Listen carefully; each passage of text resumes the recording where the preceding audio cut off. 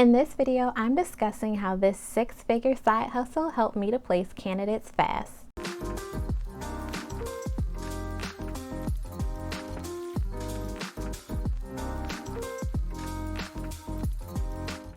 Hey, what's up YouTube? It's Natasha, the business recruiter, and welcome back to my channel. If you have not already, then go down below and hit that subscribe button as well as that bell so that you can go ahead and get notified of all of my new videos that drop each week. So resume writing was not something that I initially thought that I was going to be really good at, but after a few years of working as a recruiter and also looking for an opportunity to earn more cash in order to pay off my student loans, I came across someone on LinkedIn who had presented an opportunity to become a resume writer for a company that he was expanding. I thought it would be a great opportunity, so of course I reached out. And little did I know that that path of reaching out would lead me to where I am today. And of course, I have to give credit where credit is due, and that person that I reached out to was Brett Ellis, and he is an awesome influencer in the recruiting and career development sector. So if you haven't checked him out already, then I would definitely encourage you to do that. What I quickly found out from resume writing throughout the years was that not only was it a solid additional source of income for me to be able to pay off debt, but it truly gave me the ability to understand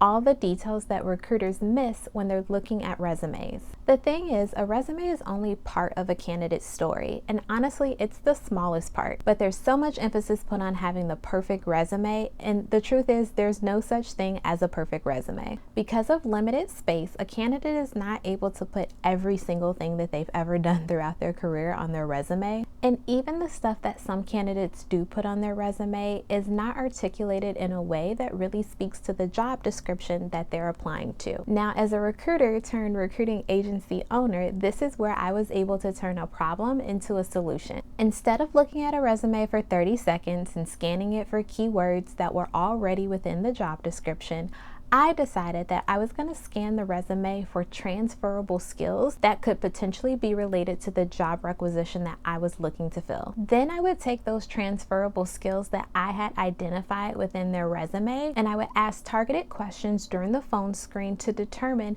what level they fell to validate whether or not they were a great fit. So an example of this would be a resume from an assistant store manager in a retail location. Let's say candidate X was looking to get into an entry-level accounting position but was currently working as an assistant store manager at some retail location. And if you take a look at their resume, it read as if they would be a better fit for another retail management position. Well, I would go through their resume, and let's say that I noticed that they had a bullet point that said that they were able to balance the cash drawer. And let's say that the requisition that I was looking to fill for my client had a bullet point within the job qualifications that stated they were looking for someone who could reconcile bank statements. Now, while reconciling a bank statement and balancing the cash drawer are two completely different tasks, the skills that are needed in order to complete both of those tasks are essentially the same. Basic math, the ability to assess, the ability to research and determine a problem, the ability to come up with a solution. All of these are skills that would directly relate to both of those tasks. Now, keep in mind that there are levels to this, so it's important to understand what level the candidate is at in order to be able to perform those two different tasks. So during the phone screen, I would determine what level candidate X is at by asking targeted questions related to what I'm looking to find out. For example, I could ask a question along the lines of, describe a time when you didn't balance the cash drawer. How did you go about handling that situation? And that how did you go about handling that situation portion of the question would give me all of the information that I would need to determine what level candidate X was at. I could then use that information to determine if they were at a level that would allow their transferable skills to give them the ability to reconcile a bank statement. So what this did for me was increase my percentage of qualified candidates. Instead of tossing resumes aside and saying that they were unqualified, I was able to realize a higher volume of qualified candidates by taking this additional step.